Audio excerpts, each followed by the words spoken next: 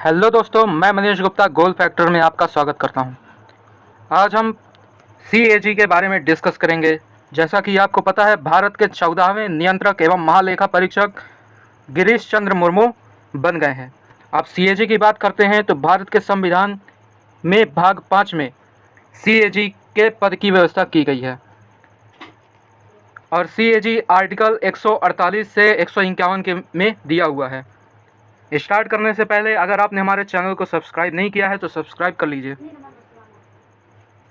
केंद्र शासित प्रदेश जम्मू कश्मीर के पहले उपराज्यपाल गिरीश चंद्र मुर्मू ने अपने पद से इस्तीफा दे दिया है और भारत के 14वें नियंत्रक एवं महालेखा परीक्षक के रूप में नियुक्त हुए हैं।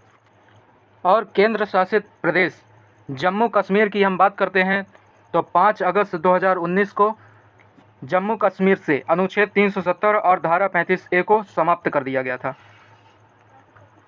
और उसके बाद अक्टूबर में जम्मू कश्मीर और लद्दाख को 2 केंद्र शासित प्रदेश के रूप में बनाया गया था।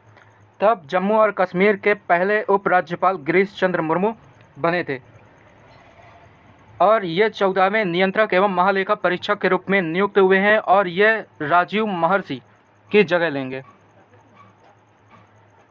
गिरीश चंद्र मुर्मू की बात करते हैं तो ये 1985 बैच के आईएएस के रूप में सेवा दे चुके हैं। जम्मू कश्मीर के केंद्र शासित प्रदेश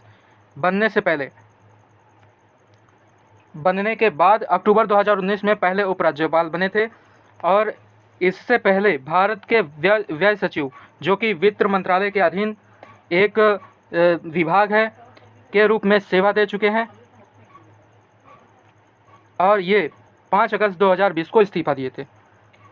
इसके अलावा हम बात करते हैं तो ये जब नरेंद्र मोदी गुजरात के सीएम थे तब वहाँ उनके पर्सनल सेक्रेटरी के रूप में भी सेवा दे चुके हैं ये। अब हम बात करते हैं कंट्रोलर एंड ऑडिटर जनरल, यानी कि भारत के नियंत्रक एवं महालेखा परीक्षक, जो कि भारत का सर्वोच्च लेखा परीक्षा संस्था है। भारत के संविधान में सीएजी की व्यवस्था संविधान के भाग 5 जो कि आर्टिकल 148 से 151 में की गई है। तो देखते हैं कौन कौन से प्रावधान हैं।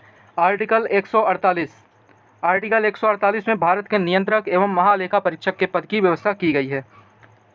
सीएजी की नियुक्ति राष्ट्रपति के द्वारा की जाती है और इसके कार्यकाल की बात करते हैं तो 6 वर्ष या 65 वर्ष की आयु तक होता है।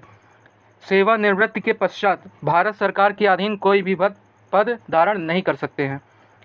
आर्टिकल 149 की बात करते हैं तो नियंत्रक एवं महालेखा परीक्षक के कार्य एवं शक्तियों के बारे में दिया हुआ है। तो कौन कौन से कार्य और शक्तियां हैं। सीएजी भारत की संचित निधि और प्रत्येक राज्य केंद्र शासित प्रदेश जिसकी विधानसभा होती है के खर्चों की संचित निधि से संबंधित खातों के सभी प्रकार के खर्चों का परीक्षण करता है। इसके अलावा आकस्मिक निधि भारत के सार्वजनिक खातों के साथ प्रत्येक राज्य की आकस्मिक निधि और सार्वजनिक खाते से होने वाले खर्चों का भी परीक्षण करता है।